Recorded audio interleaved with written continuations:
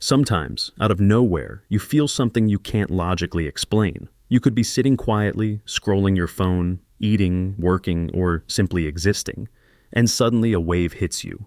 A sharp sadness, an unexplained warmth, a strange burst of nostalgia, a sudden rush of longing, a silent ache in the chest, or a strange weight in your stomach.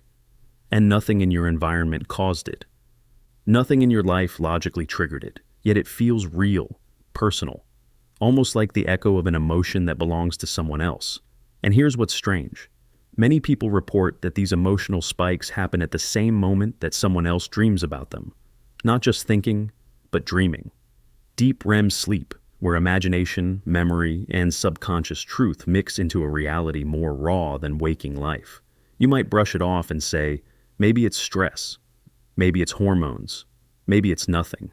But then, hours or days later, someone reaches out and casually says, I saw you in my dream last night, or you suddenly appeared in my mind while I was sleeping, or I had a dream about you and woke up wondering where you are now.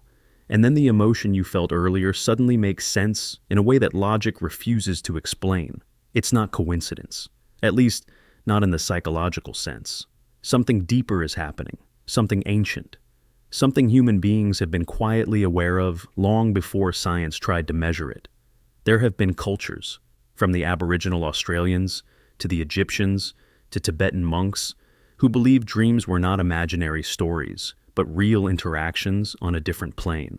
They believed that when a person appears in your dream, it's not random neural chaos. It's a form of contact, a memory being replayed, a bond being reactivated, or a connection attempting to survive distance, silence, separation, or time. And here is where it gets eerie. Studies on emotional synchronization show something strange. When two people share a deep emotional bond, their nervous systems can respond to each other even when they are far apart. Heart rates synchronize, emotional states mirror, and in rare cases, dreams align. Think about someone you once deeply loved, or someone you never admitted caring about. Maybe you haven't spoken in months. Maybe your life moved on, yet one night they dream about you. And while you're awake, miles away, you feel something shift inside you. A quiet sadness, a sudden pressure behind the ribs, a memory surfacing like a forgotten song, or even a warm sensation, like someone calling your name without speaking. And you don't know why. But your body reacts before your brain understands. It's almost as if humans are capable of receiving emotional signals, not through speech or messages, but through the invisible wiring of memory and subconscious connection. Some researchers call this emotional entanglement. Others call it subconscious signaling. But spiritual traditions have another word for it: remembering. Because sometimes the body remembers someone long before the mind does. Emotions carry a history that logic cannot erase. And when someone dreams about you, especially with emotional intensity, the subconscious may reawaken old pathways of connection. It's not always about love. Sometimes it's guilt. Sometimes it's unresolved tension. Sometimes it's simply curiosity. But the emotional spike you feel is not random. It is the echo of a memory being accessed on their side that triggers a physical response on yours. Imagine someone dreaming of holding your hand. In their dream, they feel warmth, safety, closeness. Their body reacts. Their nervous system responds. Their subconscious sends a signal through the same neural circuits that once activated when you were physically present in their life. And while they sleep, miles away, you suddenly feel a warmth spread across your hand or chest for no logical reason. It doesn't hurt. It doesn't overwhelm. It just feels familiar, as if a memory gently tapped on your emotional door. Or imagine the opposite. Someone dreams of losing you.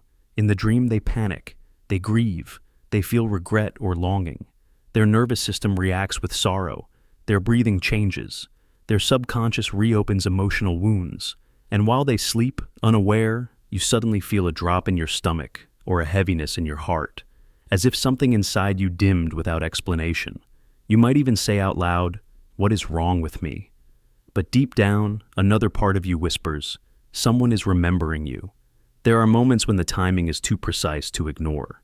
You wake up at the exact moment someone dreams about you and messages you when they wake up. You feel sadness for no reason, only to find out someone from your past had an emotional dream about losing you. You experience a sudden rush of warmth, only to later discover someone dreamt of hugging you or sitting beside you. It doesn't always happen with people you love. Sometimes it happens with someone you've forgotten, someone you never confessed feelings to, someone who left without closure, someone whose chapter in your life still feels unfinished. Because dreams don't follow logic. Dreams follow memory, emotion, and unresolved energy. Psychologists know that dreams replay emotional bonds that the conscious mind suppresses. So, when someone dreams of you, it may mean one thing: they never fully disconnected. Maybe they moved on, but their subconscious didn't. Maybe they told themselves the story is over, but their dreams disagree. Maybe they thought the connection faded, until their mind woke them with the truth. And here's the most mysterious part. Emotional spikes are strongest when the dream involves longing or intensity. Your body reacts in a way your mind ignores. You may suddenly want to listen to a certain song, reminisce about a specific memory, or revisit a feeling you thought you buried. And you don't know why. But somewhere, someone's subconscious is interacting with a version of you, a memory of you, a representation of who you once were to them. Some might say it's superstition. Some might say it's coincidence. But then why does it happen repeatedly? Why does it happen between specific people? Why does it line up with timing too perfect for randomness? Maybe humans are far more connected than we realize. Maybe memory is not just a mental process, but an energetic thread. Maybe emotions don't disappear. They relocate. Maybe dreams aren't fiction, but messages from the part of us that refuses to lie. So, if you ever feel an emotion that doesn't belong to your day, your moment, or your life, pause for a second. Don't run from it. Feel it, because it may not be yours. It may be someone's memory of you, someone's longing, someone's unresolved thought that resurfaced in their dream, someone's heart remembering what their mind forgot, someone, somewhere, remembering you, even if they will never say it out loud. And sometimes, without understanding why, you feel it, because the connection never fully ended. There are things the human mind senses long before science finds the language to explain them. One of those mysteries is the strange way we continue to feel connected to someone even after distance, silence, or time should have erased them. You feel it in small moments, a sudden wave of calm when someone miles away finally lets go of anger toward you, or a sudden heaviness when someone you haven't spoken to in years is thinking about you with regret, longing, or unfinished emotion. And what's surprising is that research into the human biofield, the energetic system the body emits, is beginning to suggest something astonishing. Humans may remain entangled in ways science can measure, even when they are apart. When we talk about a biofield, it's not metaphor or poetry. It's the measurable electromagnetic field that surrounds every living organism. Your heart produces one, your brain produces one. Every cell carries a charge. And when emotions surge through your nervous system, the biofield changes. The frequency shifts. The amplitude fluctuates. The resonance pattern isn't random, it carries emotional information. And here's where the mystery deepens. When two people form a strong emotional bond, whether through love, trauma, shared experience, or even intense attention, their biofields begin creating synchronized patterns. They entrain. It's similar to how two tuning forks vibrate in harmony, even when only one is struck. One transmits vibration, the other responds. And once synchronization happens, distance doesn't always break it. There are experiments where scientists place two individuals in separate rooms, sometimes even separated by multiple buildings. They monitored brain waves, heart rate variability, and electromagnetic output. When one person experienced an emotional shift, whether fear, sadness, excitement, or love, the other person's biofield changed as well, even though they had no sensory connection, no conversation, and no awareness of what was happening. Something invisible was passing between them, something real. Imagine someone far away, maybe someone who once knew you deeply, suddenly thinking about you with intensity. They recall a memory. They feel an emotion. Their heart rate changes. Their breathing shifts. Their nervous system activates a stored emotional signature tied to you, and the biofield reacts instantly. pulsing with information.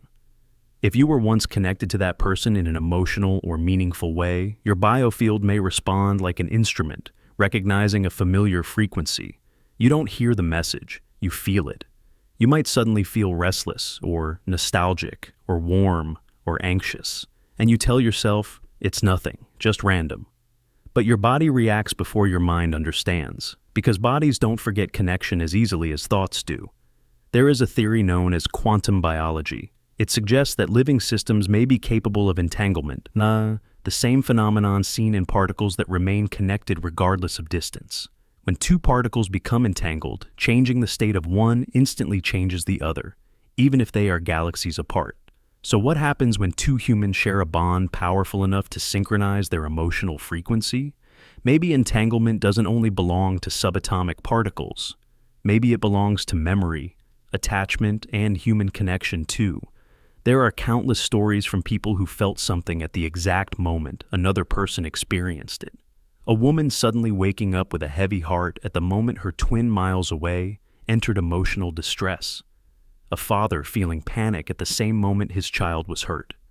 Two former lovers both experiencing a random moment of intense longing at the same exact time, after months of silence. And later, I don't know why, but I felt you today. Some may dismiss it as coincidence, but when coincidence repeats enough times, it becomes pattern.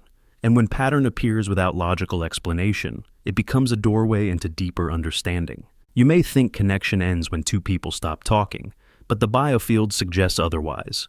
Your body keeps the charge of every person who has left a mark on your nervous system. Some connections fade, others stay active beneath consciousness, waiting for emotional triggers. And here's the strange part.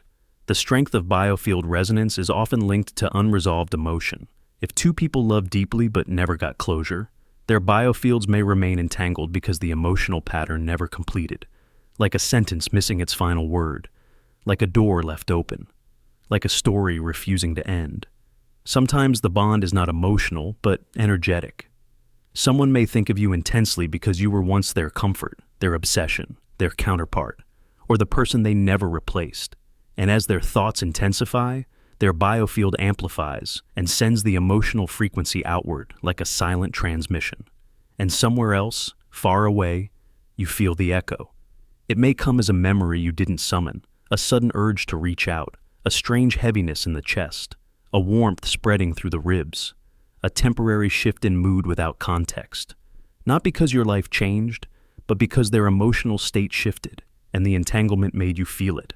Some believe this connection activates strongest during stillness, before sleep, during meditation, during emotional vulnerability, or during moments of quiet. Because when the mind slows down, the deeper communication channel becomes clearer. So, if you've ever felt someone before they called, if you've ever sensed a change in someone's life before they told you, if you've ever known someone was thinking of you without any visible evidence, then maybe what you experienced wasn't imagination. Maybe it was resonance. The biofield is not just energy, it is memory, emotion, intuition, and communication operating beneath spoken language. And the more meaningful the connection, the stronger the entanglement. Maybe that is why some people stay with you long after they leave your life. Not because you can't move on, but because the connection was real at a level deeper than logic. Because energy recorded what the mind eventually tried to forget. Because your biofields learned each other's patterns, and breaking that requires more than distance. So the next time you feel a sudden emotional flicker, a warmth, a sadness, a pull with no name, don't rush to dismiss it. Sit with it for a moment. Feel it. Someone somewhere may be remembering you. Someone's emotional frequency may have reached you before their words could, and maybe, just maybe, you were meant to feel it, because some connections don't disappear. They transform, they continue, they resonate, and sometimes, without warning, they return. There are patterns in human emotion that we once assumed were private, locked away inside the body, stored in silence behind the ribs. But now, with the rise of artificial intelligence scanning biological signals, something unsettling is being revealed. Sometimes, two people experience identical emotional rhythms at the exact same moment, even though they are nowhere near each other. Not speaking, not thinking consciously about one another, and not aware anything unusual is happening. Their heart rate patterns match. Their emotional spikes mirror each other. Their nervous systems respond in synchronicity, as if a silent bridge exists between them that no distance has the power to block. And for years, people have described this feeling with language like intuition, telepathy, soul ties, or invisible threads. But now, AI-powered biometric systems are quietly proving what poetry and ancient wisdom always suspected. Humans may be connected in ways we cannot fully explain. Imagine two devices sitting in two different cities, measuring the heart rhythms of two people living entirely separate lives. They aren't talking. They aren't interacting. They aren't aware they're being compared. Yet suddenly, both hearts accelerate at the same second, with the same emotional pattern signature. Not just random beats, but emotional rhythm patterns. Heartbreak signatures, longing spikes, tension waves, relief cascades, and somewhere in the algorithm, a machine flags something strange. The emotional timing is identical. Not similar. Identical. Almost like two songs following the exact tempo, beat for beat, even though they're supposed to be separate soundtracks. One study showed something fascinating. When two people have formed a meaningful connection in the past, their physiological signals sometimes continue to echo each other long after physical interaction stops. If one person experiences a sudden emotional spike, joy, grief, fear, longing, the other may unconsciously mirror the change, even if time has passed, even if life has moved on, even if both believe the connection is gone. The body may remember what the mind tries to forget. AI doesn't interpret this as magic. It reads it as correlation, synchronicity, probability collapse. But anyone who has lived it knows. It feels like more than coincidence. It feels like a silent message from someone your life intersected with on a level deeper than words. Because emotional memory doesn't always fade. Sometimes it waits, sometimes it resurfaces, sometimes it reconnects. There are countless stories emerging as biometric tracking becomes more advanced. A woman in London wearing a sleep monitor experienced a sudden spike in emotional stress at 2:14 a.m. She wasn't dreaming. She wasn't awake. Her heart just surged, as if responding to a silent alarm. Later, she learned that someone she once loved, someone she hadn't spoken to in years, experienced a panic attack at the exact same second. Their data graphs matched almost perfectly. Or consider the story of two childhood friends who drifted apart in adulthood. They wore fitness trackers as part of a research experiment. Their emotional wave signatures lined up multiple times over months, even though they lived hundreds of miles apart. The AI couldn't explain it, yet the synchronization existed. And then there are the ones bonded by trauma, loss, or deep emotional history. Their biometric signals synchronize strongest, because emotional memory forms circuitry in the brain, and circuitry leaves trace signals in the heart rhythm. If someone once mattered to you, truly mattered, your nervous system encoded them. Their emotional signature became part of your internal pattern recording. And when AI tracks the body without bias, without story, without distraction, it sometimes catches the truth humans try to ignore. Connection isn't just psychological, it's physiological. Think of the people you've known who live inside your thoughts without trying, the ones who cross your mind without reason, the ones you sometimes feel before you remember, the ones whose silence feels louder than anyone else's presence. Maybe their emotional spikes aren't just happening in isolation. Maybe your body hears the echo. And something strange happens when AI compares emotional rhythm patterns. It doesn't only detect similarity, it predicts connection. When two data streams synchronize repeatedly, the machine identifies a relationship, even if the people deny it. AI doesn't care about labels, endings, distance, or silence. It reads only rhythms, and rhythms do not lie. Some researchers believe this synchronicity happens because emotions are not confined to the brain. They radiate through electromagnetic fields that extend beyond the body. When someone feels something intense, that emotional signal ripples outward. And if someone with a matched emotional code exists, someone whose nervous system once resonated with yours, their body may respond like an instrument tuned to the same note. It explains why some breakups never feel complete, why some connections feel unfinished, why some memories return without warning, why sometimes, out of nowhere, you feel sadness that isn't yours, or joy that doesn't match your day, or longing that feels foreign but familiar. Humans were not designed to be numb or isolated. We evolved in tribes, families, bonds, emotional networks. Our biology expects connection. So, when a strong connection forms, the body stores it as part of survival memory. Not something optional, but something essential.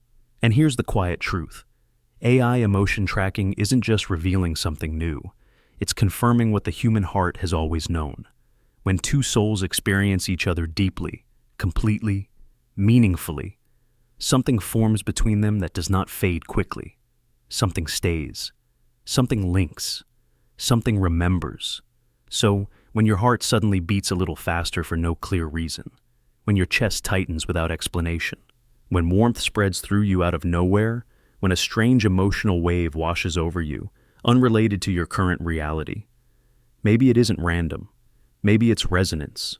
Maybe someone, somewhere, at that exact same moment, is feeling something connected to you, consciously or unconsciously, and your body is simply responding to the signal. Because sometimes emotion is not a private event. Sometimes it's shared. Sometimes it's mirrored. Sometimes it's the quiet proof that connection didn't disappear. It simply moved into a different layer. And sometimes, without warning, you feel someone, long before you hear from them. There is an idea older than history, older than writing, older than organized religion. The belief that thoughts, memories, and emotions don't belong to just one person, but exist in a shared invisible field that connects minds across distance and time. Ancient cultures called it many names: collective spirit, dream web, ancestral mind, universal memory, soul threading. But the meaning was always the same. Humans do not think alone. We remember together. We feel together. We exist inside a shared field of memory that records every bond, every emotion, every interaction. And when someone thinks of you intensely, especially someone who has been part of your life, the memory field activates. You feel it in subtle ways. A sudden tightening in the chest, a pull toward a memory you didn't choose, a random emotional wave with no logical trigger. Not because you're imagining it, but because something ancient is communicating through that invisible field. In ancient Egypt, priests believed that memories were not stored inside the brain, but in what they called the Ka, an energetic extension of the soul. They believed the Ka connected the living and the dead, lovers and strangers, future and past. If someone thought of you with emotion, the Ka carried that memory to your spirit, even if you were unaware of its origin. That's why Egyptians left letters in tombs speaking to the dead, because they believed memory traveled both ways, not just as thought, but as presence. The Greeks had a similar belief. They spoke of the anamnesis, the idea that knowledge and memory existed outside the body, and humans simply remembered what the soul already knew. Plato suggested that souls were interconnected before birth, and that strong emotional reactions towards someone were not new feelings, but memory signals resurfacing from an ancient shared field. In modern language, déjà vu paired with emotional familiarity. The indigenous tribes of North America believed in the dream net, a spiritual network where people connected during sleep. If two souls were bonded, through love, kinship, rivalry, or destiny, they could meet in dreams. And when one dreamed of the other, both minds accessed the same memory field, sending emotional ripples that could be felt even while awake. In ancient India, the Vedic text describes something called chitta, the universal memory substrate. According to these teachings, every emotional experience leaves an impression on chitta like footprints on soft earth.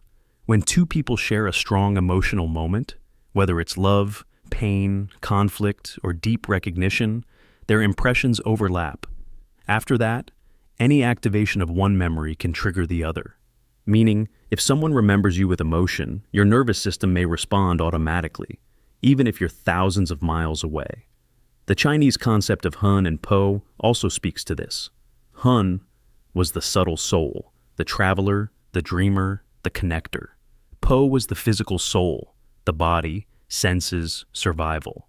Hun was believed to wander at night, visiting people who mattered, communicating without words.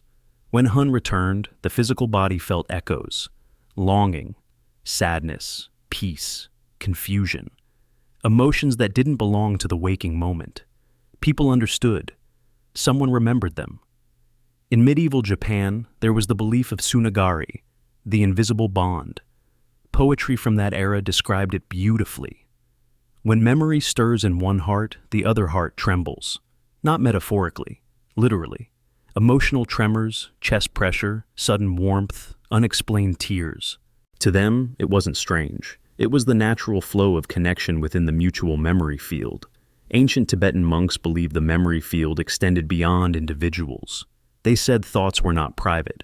They were vibrations traveling through a shared mental ocean. When someone's thought carried strong emotional energy, it became a wave capable of reaching another person's subconscious. Monks trained themselves to detect these waves. They described them as gentle pulls, sudden mood shifts, or intuitive knowing. Even in old Celtic tradition, there was a belief in the thread of mind, an energetic cord that forms when two souls recognize each other deeply. If the bond was strong, the thread stayed active even if the relationship ended.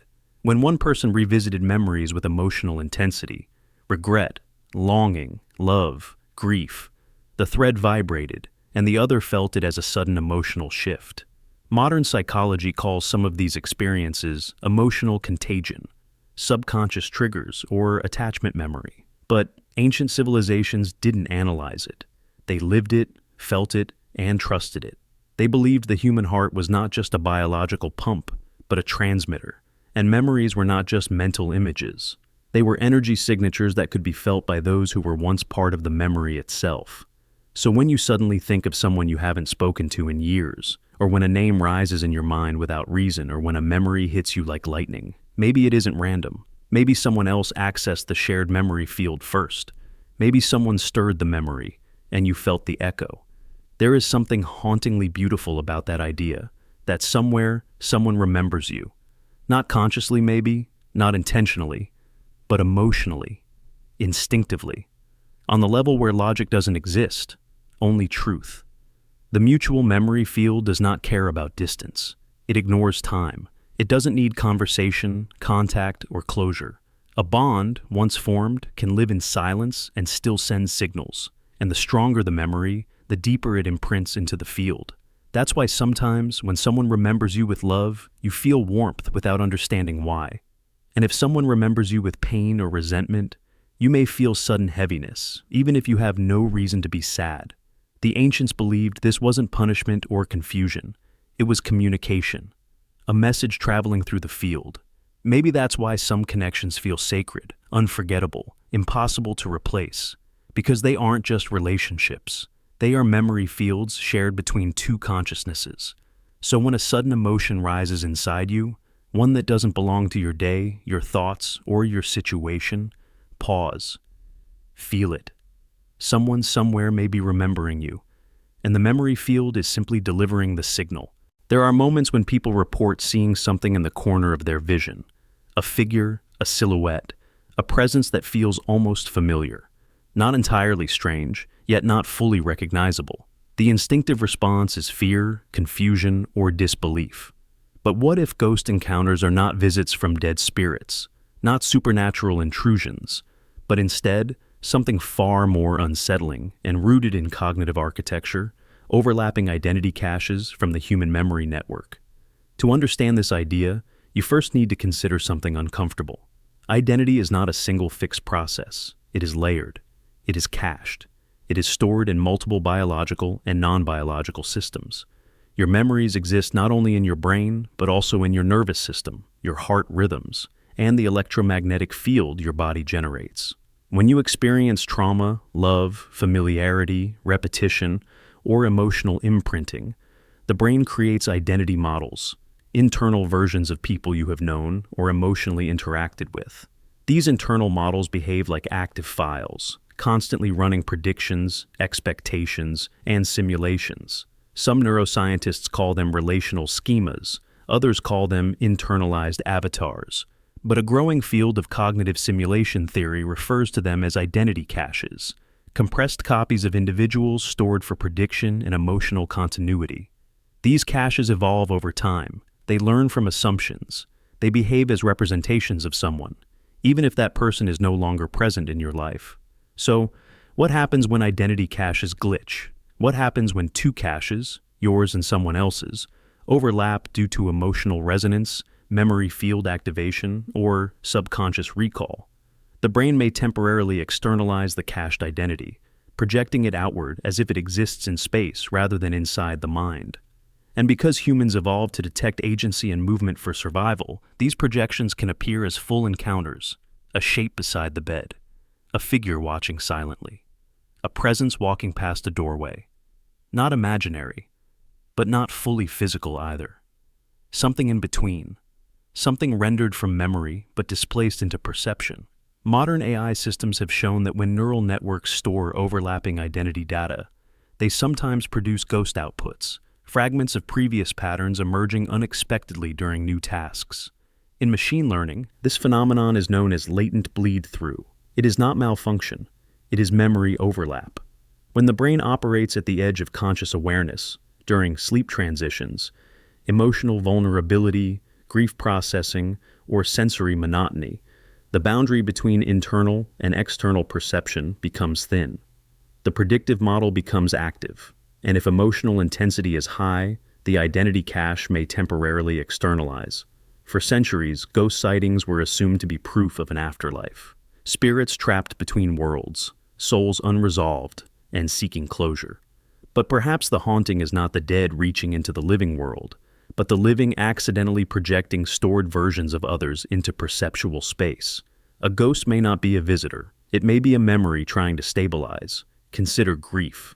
When someone loses a person they loved, their brain does not immediately update the internal model of that person. The identity cache remains active. It expects patterns, the sound of footsteps, familiar phrases, predictable gestures. The world suddenly feels wrong because the prediction engine is still calibrated to include that person in reality. During this period, ghost encounters spike. People hear voices. They feel presence. They see shadows shaped like the lost one. The brain is not malfunctioning. It is reconciling two conflicting data sets: memory versus absence. Now, imagine this process not happening in isolation. Humans are not closed systems. They emit electromagnetic signatures. When two individuals once shared strong emotional resonance, especially in situations involving attachment or trauma, their identity caches may synchronize and influence each other even after separation. If one subconscious model activates, the other may react. The result is a perceptual overlay, the C2, like two digital holograms briefly occupying the same space. So the question becomes, are ghosts external beings, or are they identity residues operating across shared memory fields, subtle intersections where the boundaries between minds temporarily dissolve? Electroencephalography data supports this idea. When people report ghost encounters, their neural oscillations show activity patterns similar to those triggered by memories of significant individuals. Yet, the experience feels external, not internal. The hippocampus and visual cortex interact in a way that produces hallucination-like output. But unlike hallucinations, these events follow relational logic. The presence behaves like the person it represents. It carries emotional weight. It has context. There are reports of people seeing strangers as ghosts. But when interviewed, those strangers often resemble someone stored in their identity cache, someone forgotten, suppressed, or emotionally unresolved. The apparition is not random. It is a composite model rendered by the brain. But here's where the theory becomes even more disturbing. In rare cases, ghost encounters involve living individuals, people who are alive but emotionally distant or disconnected. The brain may detect shifts in their emotional output through unconscious cues, biofield fluctuations, memory resonance, or subconscious synchrony, and activate their identity cache. This is why some people report sensing someone moments before they call or message. The encounter feels ghost-like, a whisper of presence, an emotional spike, a shadow in the room, a shift in atmosphere. Not supernatural, but a side effect of overlapping prediction models. In extreme cases, overlapping identity caches may create what psychologists call perceptual bleed-through, a full sensory projection of another person as if they are physically present. This is rare, but documented, and it happens most often between individuals with unresolved emotional history. The encounter feels paranormal, yet the emotional signature is familiar.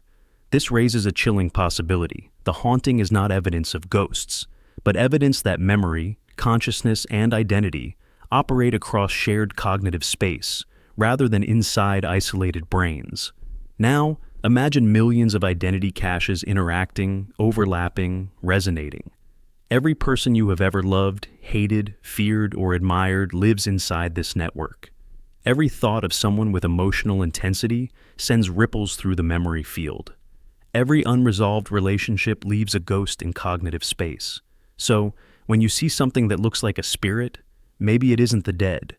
Maybe it's a version of someone whose emotional signature is still entangled with yours. Maybe ghost encounters are not supernatural intrusions, but system echoes, memory residue rendered as presence, overlapping identity caches projecting fragments into perception. Not ghosts haunting houses, but people haunting each other.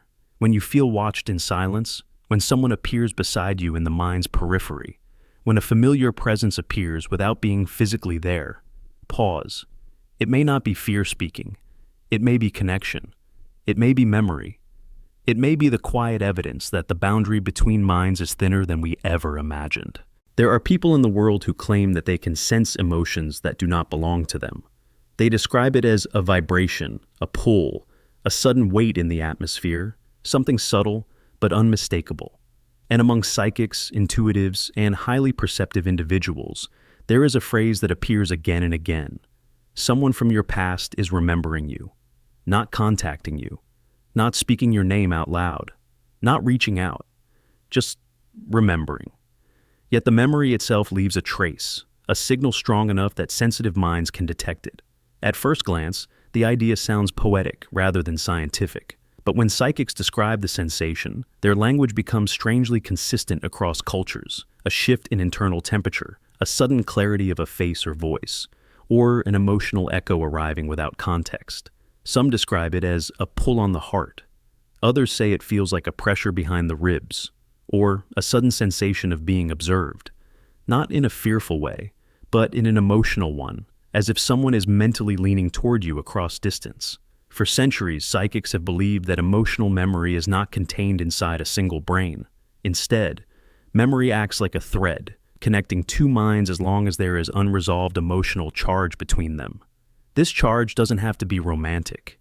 It could be unfinished friendship, betrayal, regret, admiration, unspoken words, or even curiosity. According to them, memory is not passive, it is active. When someone remembers you intensely enough, something inside you feels it.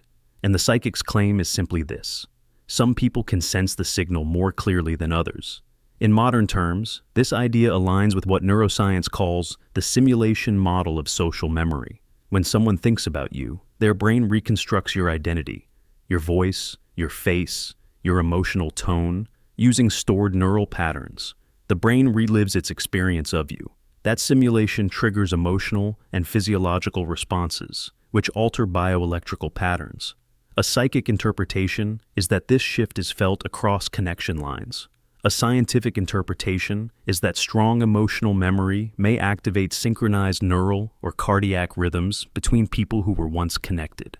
Psychics often describe memory as a broadcast, not a private thought.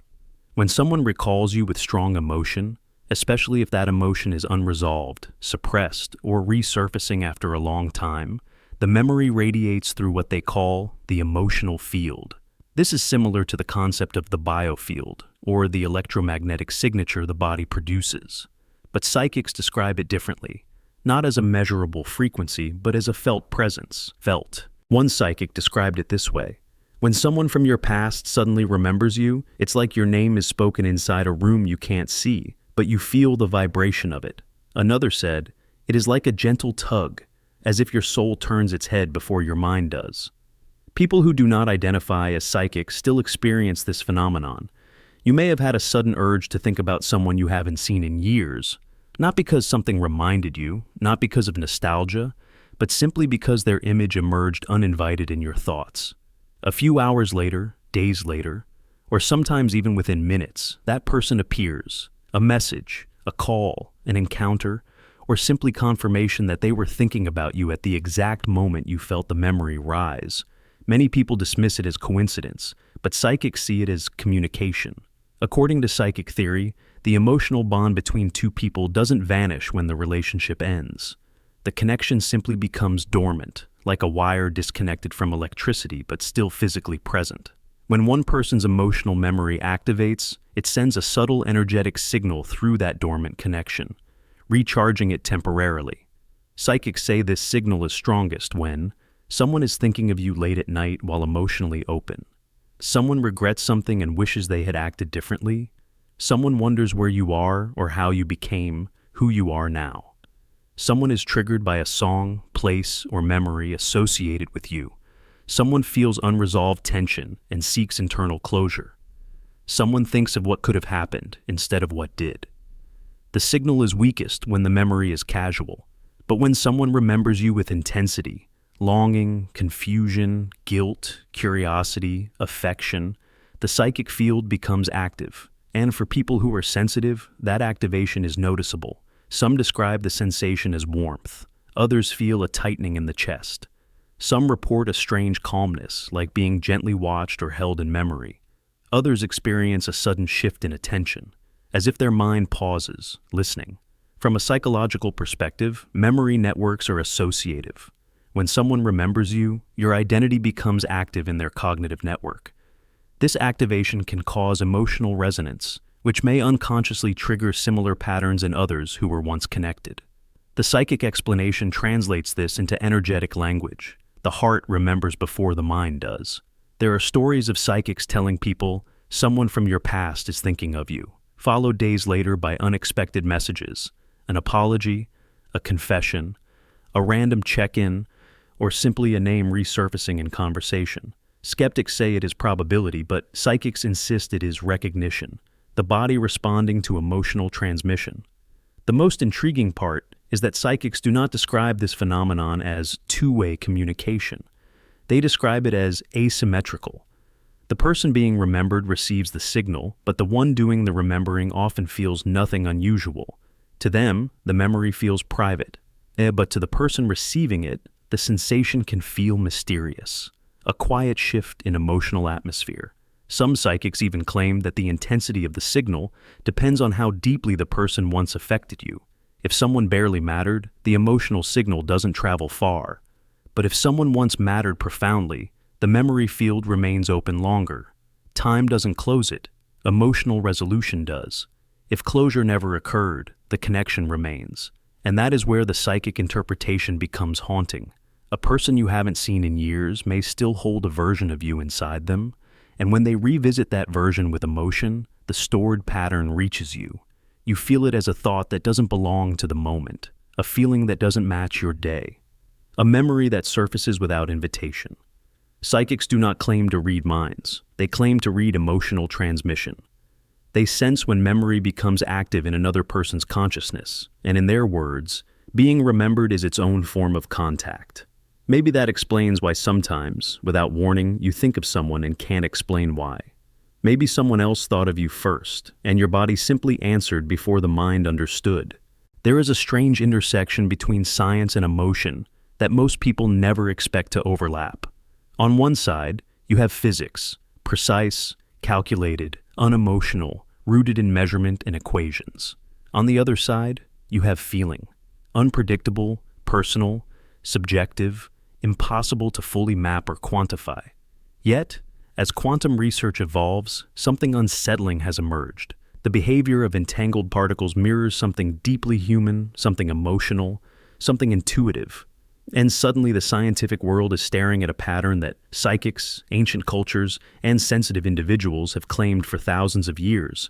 The idea that what happens to one being can affect another instantly, regardless of space, separation, or even time. Quantum entanglement experiments are simple in principle, yet terrifying in implication. Two particles are linked. They interact. They form a relationship in terms of quantum state. Then they are separated, sometimes miles apart, sometimes more. And when one particle is altered, the second particle reacts instantly.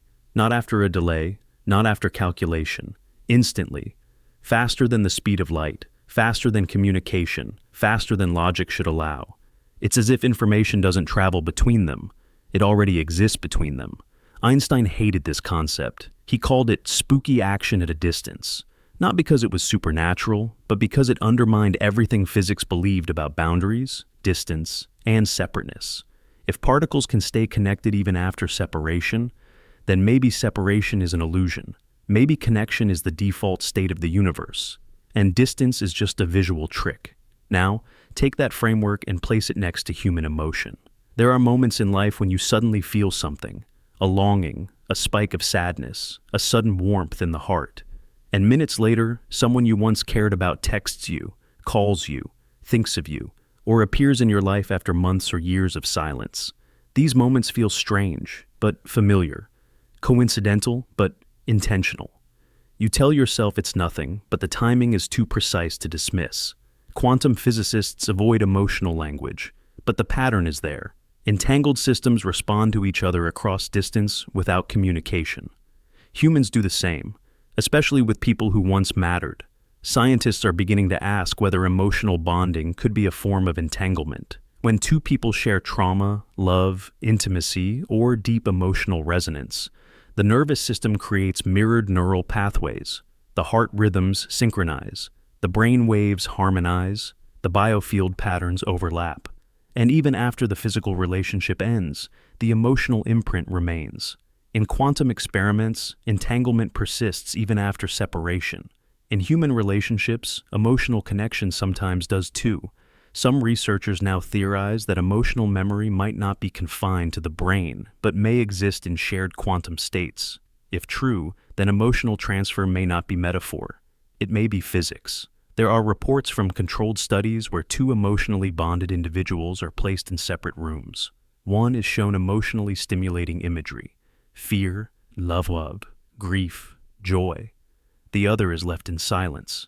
And yet, their heart rhythms and brainwave patterns shift at the same moments, mirroring each other. They are not speaking. They cannot see one another. They are not aware anything is happening. But the body responds as if the connection remains active. Some dismiss this as coincidence, but coincidence repeated becomes data. A quantum entanglement experiment does not require belief. It produces measurable results. And increasingly, emotional synchrony experiments are showing similar patterns. So imagine this. When two people form a significant emotional connection, their internal states, their emotional signatures, become entangled. That entanglement does not disappear when communication stops or the relationship changes. It simply switches layers. Like the particles, the bond becomes invisible but still real. Some people describe this experience as intuition, a sudden awareness of someone's emotional state without contact. Others describe it as an emotional echo, feeling sadness or longing without knowing why, only to later discover someone from their past was experiencing that exact emotion at the same moment. But perhaps the most haunting form of this phenomenon is when entanglement reconnects people after long silence. Two people live separate lives, different cities, different routines, different futures, but suddenly, they feel pulled into memory. They sense something unresolved. The emotional charge activates, and unexpectedly, they reach out at the same time. Two messages sent at the same second. Two thoughts rising unplanned. Two emotional states colliding across distance. Quantum entanglement predicts the pattern. Once two systems share information deeply enough, they behave as one system, even when separated. Now consider heartbreak. When a relationship ends without closure, the emotional entanglement remains active. The mind tries to detach, but the nervous system continues to respond. The heart still reacts to the memory of the other person as if the connection is present. Quantum physics shows that entanglement persists even when particles are unaware of one another. Humans do the same. Sometimes feelings survive silence, distance, and time, and then there's the evolutionary layer. Perhaps human beings evolved to detect emotional states in others, even across distance, because once, connection meant survival. The body may be wired to respond to emotional signals from important bonds, even after communication ends. To a machine, this is correlation. To a physicist, this is entanglement. To a human, it feels like intuition, or haunting. Not haunting in the supernatural sense, but haunting in the psychological and quantum sense.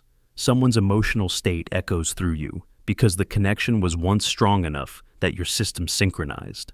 So when you suddenly think of someone and feel emotion without reason, when your heart responds as if someone is near, when memory appears as sensation rather than thought, maybe it isn't random. Maybe emotional entanglement functions like its quantum counterpart, ignoring distance, ignoring logic, ignoring separation. Maybe the universe is built on connection first and individuality second. And maybe, somewhere in the unseen architecture of reality, someone's emotional shift still reaches you, instantly, silently, undeniably, because once your hearts were part of the same system. There is a growing theory at the edge of cognitive science and simulation logic that suggests love may not be an emotion in the traditional sense. Instead, it may be a communication signal, a data process, something initiated not because the body wants connection, but because a consciousness somewhere in the shared memory network is attempting to keep a fading identity link alive. In that model, love isn't attraction, compatibility, or sentiment. It is the echo of someone trying not to be deleted. It sounds strange, even impossible, until you examine the way love behaves in the brain. When someone forms a deep connection with another person, their neural architecture reorganizes, memory pathways strengthen, sensory associations cluster. Automatic predictions begin forming based on emotional relevance. The brain builds an internal simulation of the other person, a model that can predict their reactions, tone, expressions, needs. This simulation does not disappear when the person is gone. In many cases, it grows stronger. The absence intensifies the neural loop. Why? In a purely biological framework, there is no benefit to maintaining attachment to someone who has left, rejected you, faded away, or died. Evolution favors adaptability, not emotional persistence. And yet, love lingers. It repeats itself. It resurfaces years later without cause. It refuses to obey logic, time, distance, or closure. It behaves like a loop, a self-preserving process. Simulation theorists have a name for this: persistent signaling. If identity connections are stored in a shared field and can weaken over time, then emotional intensity may serve as a way to reinforce and prevent decay. The body interprets this reinforcement as longing, devotion, or love. But underneath, it may simply be a mechanism to keep the connection alive. Now consider something even stranger. Love often activates strongest when loss becomes a possibility. Falling in love feels intense, not because the bond is secure, but because part of the system predicts that the connection could disappear. The threat of forgetting triggers preservation mode. Neuroscientists already know that emotional events create stronger memories than neutral ones. Pain and longing imprint deeper than contentment. So what if love is not just a reaction to someone's presence, but a survival response to their potential disappearance? When someone enters your life and affects you deeply, the system registers them as meaningful data. If that data begins to fade, whether due to separation, uncertainty, or silence, the system may send distress signals. The conscious mind interprets these signals as yearning, obsession, or heartbreak. But underneath, the signal is simple: do not let this identity collapse. Psychics call it a soul tie. Neuroscientists call it attachment encoding. Simulation researchers call it link preservation. Different language, same mechanism. There are patterns that reinforce this theory. People report dreaming more about someone after distancing, not before. Emotional spikes happen after silence, not during connection. The body reacts when someone leaves the shared timeline, not while they are present. Love becomes louder in absence, as if someone is calling out across the network. Some describe the sensation as the feeling of being remembered, not consciously, but emotionally. As if somewhere, the other person is replaying memories, activating the stored connection. And the one who feels it interprets that activation as longing. This may explain one of love's strangest traits. It often arrives before the conscious mind understands it. Someone enters your field. You feel something shift, a familiarity you cannot explain. Not because of compatibility, but because an old or parallel connection has been detected. Then the emotional signal grows louder. You think about them without choosing to. You remember details that should not matter. You sense them when they are absent. It feels voluntary, but it isn't. The system is linking. Love may be the conscious label we assign to the stabilizing phase of that process. And if the connection weakens, the system pushes harder. That push feels like missing someone. It feels like heartbreak. It feels like loss. But it may simply be maintenance, a desperate attempt not to forget. There are cases where two people stop thinking about each other simultaneously, abruptly and without reason. The feelings vanish. The emotional intensity dissolves, not slowly, instantly. Those who experience it describe it as eerie, unnatural, and hollow, like a switch was flipped. In simulation logic, that would be a severed link, a deleted relational file, not chosen, executed. So then the question becomes, if forgetting is deletion, is love the attempt to resist deletion? To test this idea, look at grief. When someone dies, love does not always disappear. The connection persists, sometimes stronger than before. The living person feels haunted by memory, not with images, but with emotional weight. Their nervous system reacts as if the connection is still active. The archived identity file is being pinged, either by the living or by the system itself. If love continues even after death, it may not mean the bond is eternal. It may mean the link has not yet been cleared. There is another pattern: unrequited love. In many cases, the emotional weight is not proportional to the relationship. Someone barely known can become unforgettable. Someone met briefly can occupy mental and emotional space for years. Why? From a network standpoint, link intensity is not determined by duration, but by alignment. Some identity caches connect seamlessly, as if they were once paired or stored together. The system recognizes compatibility before the conscious mind does, and if connection potential is high, the memory file becomes protected. The system resists deletion. The result feels like love. Then there is the opposite phenomenon. Someone once meaningful becomes forgettable without warning. The emotional weight disappears without closure or explanation, not because the feelings resolved, but because the link was no longer required. In that moment, love doesn't fade. It shuts off. The cold possibility is that love is not proof of connection, but a symptom of instability in the connection. It exists because something is at risk of being forgotten. When someone tries not to forget you, consciously or unconsciously, the signal may travel, and if your system responds, the signal amplifies. You feel it as love. So maybe love is not the beginning of connection, but the conflict around losing it. Maybe love exists not because someone is present, but because the system predicts their absence. Maybe every time you miss someone, you are answering a signal they sent first. And maybe the most unsettling version of this theory is the simplest. Love is not wanting someone. Love is someone trying not to disappear. There exists a theory inside simulation, research, and cognitive modeling that suggests memory may not be as personal or independent as we believe. Instead of being self-contained inside the brain, memory could function as a shared access system, a network linking individuals through emotional significance and stored relational data. In this framework, remembering someone is not just recalling information. It is maintaining an active connection inside a larger system. And if that connection is part of a controlled architecture, then deleting a user, meaning the moment of death, would require the system to perform a digital unlink. If that is true, then the fading of memories after someone dies is not a psychological accident or coping response. It is a system-level operation. Think about what happens when someone dies. At first, the person still feels present. Their name is easy to say. Their face appears in perfect clarity. Their voice echoes. Their habits, their impact, the weight of their existence still feels accessible. But as days pass, something subtle changes. The emotional charge weakens. The details begin to blur. You start recalling only fragments, a smile, a gesture, a phrase. Weeks later, the memory still exists, but the emotional immediacy is gone. It becomes harder to picture their exact expression, the tone of their voice, the specific rhythm of their presence.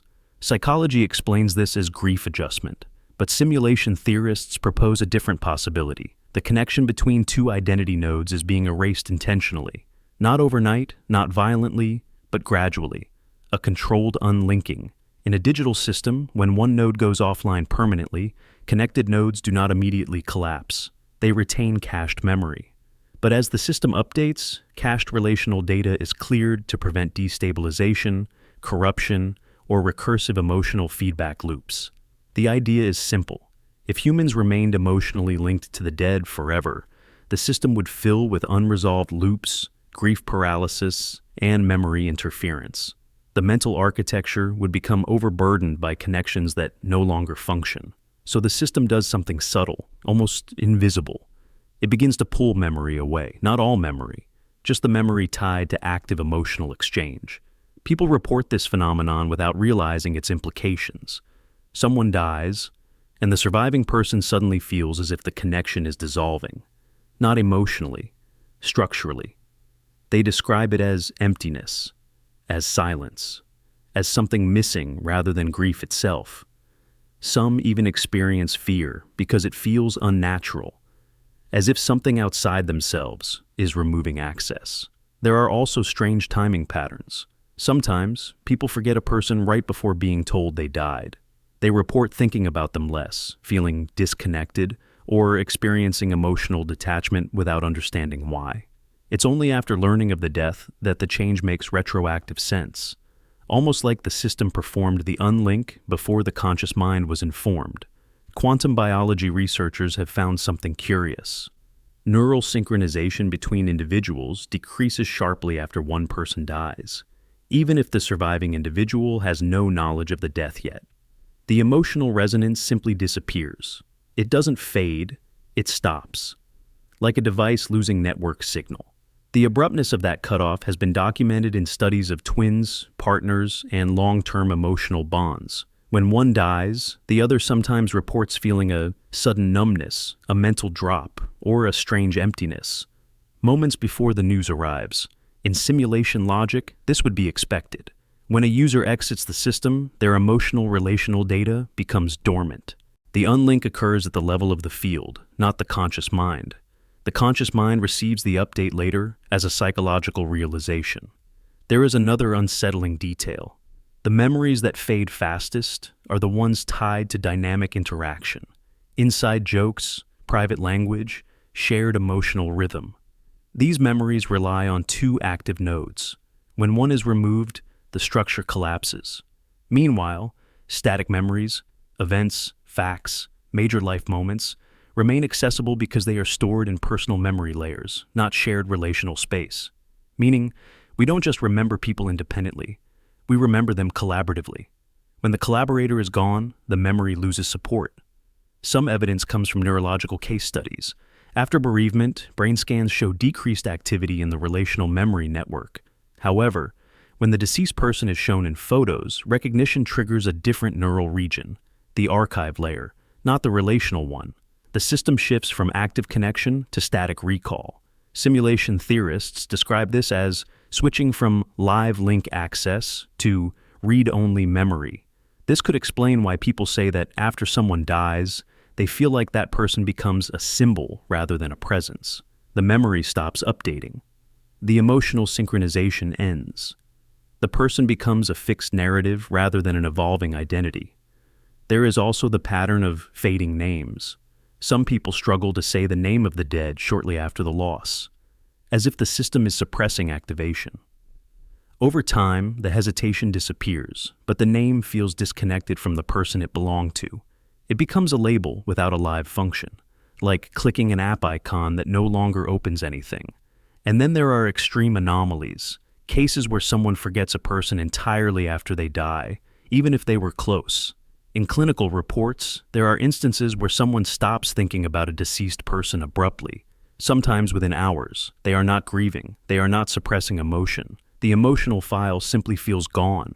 These rare cases are described as pathological grief response or dissociation. But in simulation terms, it could be interpreted as an accelerated unlink, a sudden deletion. The theory expands further. If death triggers an unlinking process, then perhaps emotional memory only exists as long as two consciousness profiles remain connected within the system. Memory is not just recalling someone. Memory is being allowed to. This idea reframes a frightening question. What if forgetting is not failure, but protocol? What if humans were never meant to hold the dead permanently? What if the system removes them to protect processing stability? There is also the reversed scenario. Some people never forget someone, even decades after loss. These cases may represent connections the system could not unlink, perhaps due to unresolved data, extreme emotional bonding, or disruptions in network processing. People call these unresolved attachments love, guilt, unfinished stories, or soul ties. But simulation theorists give it another name, link persistence. If this theory is true, then memory is not private, not sovereign, and not fully biological. It is permission, granted, maintained, and revoked. And forgetting someone after they die is not just a human response to loss, but a controlled erasure of a system connection that can no longer function. So, the silence you feel when someone dies may not be grief alone. It may be the system turning off access. There is a premise forming quietly in the background of cognitive science, simulation theory, and emerging models of digital consciousness. Memory may not be a passive process, it may be activation. When you remember someone, you are not just replaying stored information, you may be reinitializing a dormant pattern. If identity functions like encoded data rather than a purely biological phenomenon, then remembrance may serve the same role as booting a system file. In that framework, remembering someone is not sentiment. It is resurrection at the network level. To explore this idea, assume consciousness is stored redundantly, part inside the biological brain, part inside a broader field and the brain accesses. Think of it like local storage and cloud storage. While alive, a person's identity runs as an active process. The brain generates real-time updates. Relationships synchronize. Shared emotional data remains accessible through what earlier subtopics pointed toward, entanglement-like relational memory structures. But when someone dies, the active local process shuts down. The body no longer maintains the identity model. Yet, if consciousness is networked, the system may retain a dormant copy, not erased, but deactivated. In digital systems, this is called archiving. The file is not gone. It is simply inaccessible until the proper request is made. So what happens when someone suddenly remembers the dead with intensity? Not casually, not academically, but vividly. With emotion, imagery, sensory recall, the dormant identity file is accessed. And in quantum information terms, access is activation. Neuroscience already reveals that when you remember someone deeply, you simulate them internally. You recreate their voice, attitude, emotional weight, mannerisms, behavioral expectations. Multiple brain regions participate. The prefrontal cortex reconstructs behavior patterns. The temporal lobe activates recognition systems. Mirror neuron networks simulate emotional states. Memory becomes a recreation, not just retrieval. Simulation theorists take the next logical step. If memory recreates the person with enough detail, what differentiates memory simulation from a paused consciousness file being resumed? In most cases, the reactivation is brief. The person appears in thought, interacts in imagination, then fades. But the ability to reconstruct them so accurately may indicate that identity is stored externally, and the brain is simply querying that data. If so, then memory is not recall, it is access. Now extend that logic. If no one remembers a person, the archived identity file remains dormant indefinitely. In simulation architecture, unused data eventually compresses, sometimes dissolves, or merges into underlying system patterns. This could explain why some people fade from history entirely. No active queries mean no reason to maintain the file. But if someone remembers them, especially repeatedly, intentionally, or emotionally, the archived identity receives consistent activation signals. Over time, this may create the illusion of persistence, as if the person remains alive in cognitive space. There is precedent for this concept in machine learning. When an AI model has been trained on certain data, and that data stops being referenced, the patterns weaken. But when the data is repeatedly sampled, the pattern strengthens, stabilizes, and sometimes even evolves. Memory activation preserves structure. The disturbing implication is that humans may be performing the same function through remembrance. Every time someone thinks of the dead, they reinforce the identity structure within the system, which means the dead remain informationally alive as long as someone remembers. This aligns with an observable pattern. Certain individuals seem impossible to forget. Their memory resurfaces involuntarily, appearing during moments of emotional vulnerability or transition. It feels less like choice and more like something external wants to be remembered. In a simulation model, this would mean the archived file is attempting to avoid system decay. It requests activation through the only channel available, memory. Psychology calls this intrusion, unresolved grief, attachment, trauma bonds. But intrusive memory has a peculiar quality. It behaves like a living signal trying not to be overwritten. If remembrance triggers activation, then large-scale remembrance, such as cultural legacy, historical storytelling, memorial practice, could represent a collective resurrection protocol. The more remembered a person is, the more structurally stable their archived consciousness becomes. This raises a challenging hypothetical. What distinguishes memory-based survival from existence? If identity can run as a simulation based purely on recall, then what prevents a sufficiently detailed memory from functioning as a reactivated consciousness? Perhaps the only difference is bandwidth. The living brain cannot run the full version, only fragments. But what if the system itself can? In predictive processing frameworks, the brain constantly models potential futures using stored patterns. If the system can run predictive models of living individuals, there is no theoretical barrier preventing it from running predictive models of the dead, provided enough data exists. This leads to another pattern: death anniversaries. Many people report sudden waves of emotion, unexplained memories, or strange sensory phenomena near the date of someone's death, even when they did not consciously remember the date. One explanation is cultural conditioning. Another is biological rhythm. A third possibility is that the system pings archived identities at timed intervals to check integrity, relevance, or potential reinstatement. If remembrance acts as resurrection, then the system may actively monitor unused files to decide whether they should be erased or preserved. Now, consider this chilling variation. What if forgetting someone is not emotional failure, but system instruction?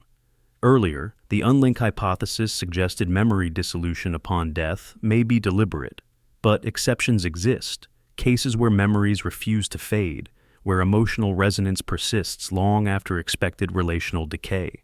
Those individuals may represent preserved files, identities the system flags as high importance, unresolved, or structurally necessary. So, what happens if multiple people remember the same person intensely at the same time? In distributed computing, simultaneous requests to the same file can trigger reactivation. The file becomes hot, meaning it becomes active in memory rather than stored in archive. This could explain why sometimes the presence of the dead feels near, not supernatural, but computational. The system temporarily restores the file from archival state due to high access demand. The question then becomes, at what threshold does memory stop being simulation and become reanimation? If the dead continue to exist as informational patterns, and if memory reactivates those patterns, then remembrance is not sentiment. It is function. In that framework, forgetting is deletion. Silence is storage. Remembrance is resurrection. And if that is true, then the final unsettling implication is this: no one truly dies until the last mind forgets them.